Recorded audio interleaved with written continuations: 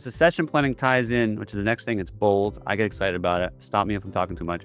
Succession planning is kind of like what we're talking about, where instead of you wanted to have a sell or exit to a third party or family member, you want to keep the business going, right? So you want the business to continue to the next generation. Maybe that's your family, maybe it's not. But if you don't have the right planning in place, you're rolling the dice. And it's very likely, I will go as far as say, it's very likely you are not going to roll the numbers you need to roll. Yeah, and this is especially for when there's multiple partners or shareholders, it's even more important, I think. Yeah, I would agree. So how would you introduce the concept of succession planning? Well, for one, you hit on it is, okay, I want the business to continue. The question really becomes is, who do we want to continue it?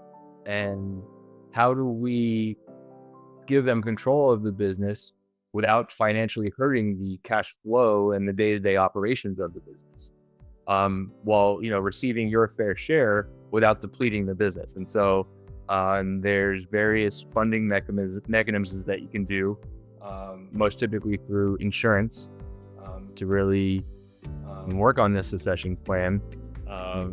It's very easy when one of the easiest is if you're turning it over to someone inside of the business, because you can set up executive bonus type plans or whatever it may be to build up a reserve to maybe buy you out so that person can take over the business. That's very common. It's all about pre-funding for what you want to happen. Putting the right instruments in place, the financial vehicles in place to keep your business afloat. I think it's, the succession planning, it's more about how do we effectuate everything without depleting the cash of the business and hurting the business. Right. So how does that translate to, there's so many different ways like it could happen. There's so many variations. Say for the sake of argument, it's a third party that, like, say you have a number two. You got a number two, is great, and you want them to continue the business for the next 50 years after you go. It's not a family member. It's not part of the estate plan. What do you do with that? How do you deal with that? Well, one, you have to have the correct legal documents in place, which is in your wheelhouse. But two is you can start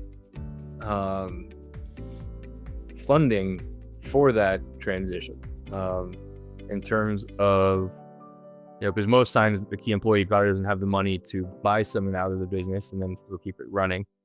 So really it comes down to, trying to get the right way to word is, assisting with the process ahead of time, while you're still in charge. Well, you're gonna address disability and death, of course. Yeah, and that's a funded transaction to make sure that the business can continue to go on without having to financially burden it. Right. I mean, the perfect example is, let's say one partner gets disabled and they can't work anymore.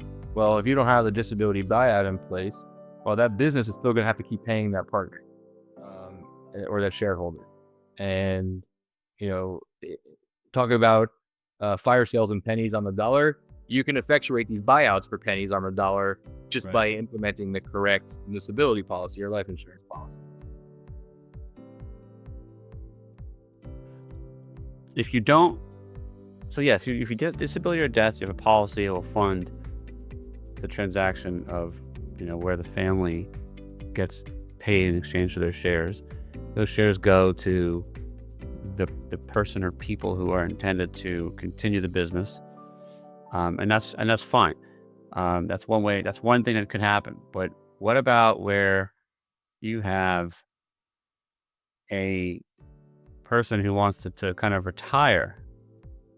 There's no retirement triggered insurance contract. So yeah, disability and death is one thing, but retirement during life is another whole animal to deal with. A lot of times in estate plan, I get this scenario where you got these people who've built something, and a lot of times their kids are kind of involved in the business and they want the kids to kind of move it forward, and they want to retire. So they want to downshift, they want to pull back, they want the kids to push forward.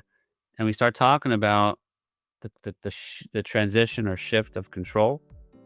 We talk about timing of taxes, timing of transfers, which of course is very heavily, related to tax. And it's definitely hard conversations because you're kind of juggling a bunch of different competing things. The idea, though, in the purest spirit of it, is that they want an annuity. They want a business that pays them an annuity for life. And they want to figure out how to structure that. It's not a death triggered buyback. It's not a disability triggered buyback. It's a lifetime, transition, retirement, with, of course, those other contingencies built into it as well. Haimo, Haimo.